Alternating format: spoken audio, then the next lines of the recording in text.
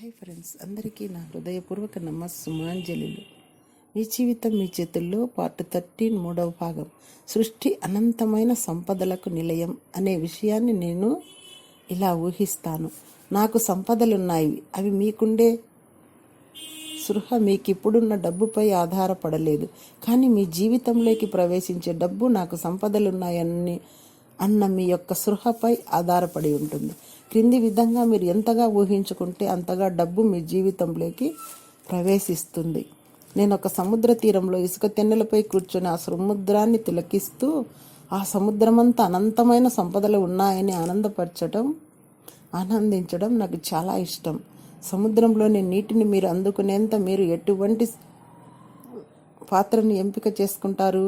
ఒక టీ స్పూనా, లేక ఒక రంధ్రం ఉన్న చిన్న ముంత, లేక ఒక చిన్న టీ కప్ప, లేక ఒక టంబ్లరా, లేక ఒక వంట పాత్ర, లేక ఒక బకెటా, లేక ఒక వాష్ టబ్బా, లేక మీరు ఒక పైప్ లైన్నే సముద్రంలోకి వేసి ఉంటారా? మీ చుట్టూ చూడండి, ఎంతమంది ఇతర వ్యక్తులు మీలాగే అక్కడున్న నీటిని అందుకోవడానికి వారు వివిధ పాత్రలతో అక్కడ ఉన్నారో. ఇతరుల్ని నీవు దోచుకోలేవు, వారు నిన్ను దోచుకోలేవు. ఏ విధంగా అయినా ఆ సముద్రంలో నీరు ఎన్నటికీ తరిగిపోదు. ఇక్కడ మీ చేతిలోని పాత్ర సంపాదన పట్ల మీకున్న స్పృహ. ఈ పాత్రను ఎప్పుడైనా మార్చుకోవచ్చు. ఈ దృశ్యాన్ని మీ మనసులో వీలైనన్నిసార్లు ఊహించుకోండి.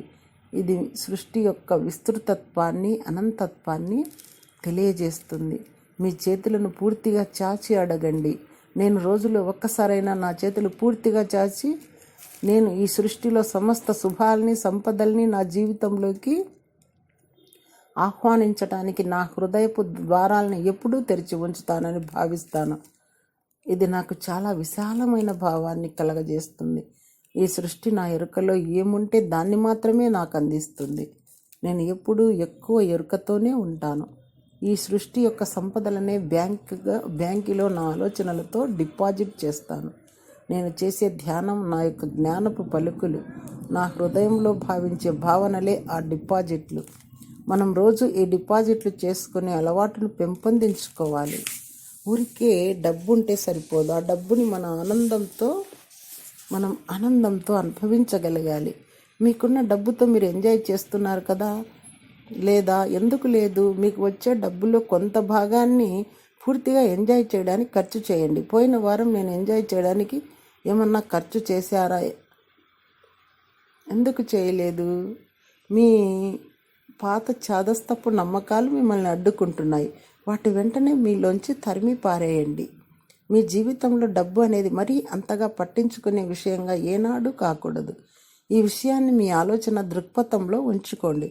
డబ్బు అనేది ఒకరి నుండి ఒకరికి మార్పిడి చెందేదే, ప్రవహించేదే, అంతే. అసలు మీరు జీవించడానికి డబ్బు అవసరమే లేకపోతే మీరేం చేస్తారు? లేదా ఇక మీతో మీరే ఏముంచుకుంటారు? లేదా ఏమి దాచుకుంటారు? ఆలోచించండి. డబ్బుకు సంబంధించిన అంశాలన్నింటినీ మీలోంచి పెకిలించి చూడాలి. నేను నిర్వహించే సెమినార్లలో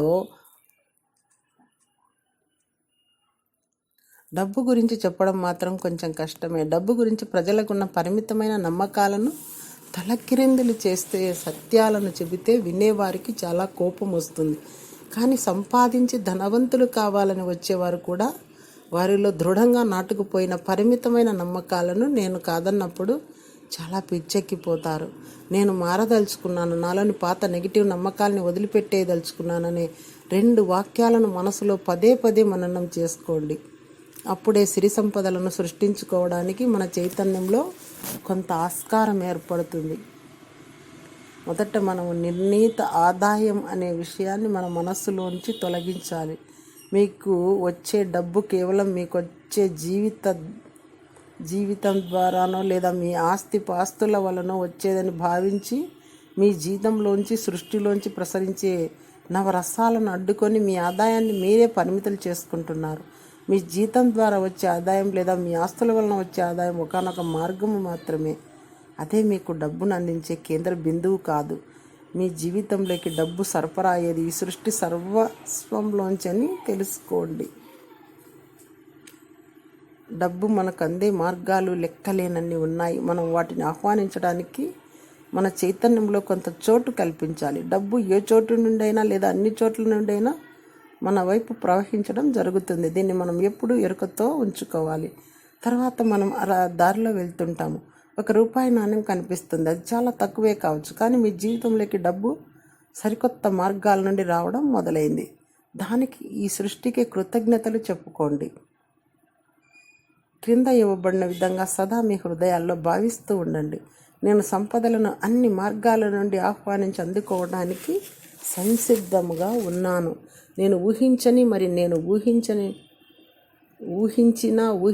మార్గాల నుండి నేను సకల శుభాలను పొందుతున్నాను. అనంతమైన సృష్టిలోంచి అనంతమైన మార్గాలలో సిరి సంపదలను, భోగ భాగ్యాలను అందుకునే అనంతమైన చైతన్య పదార్థాన్ని నేను. Thank you.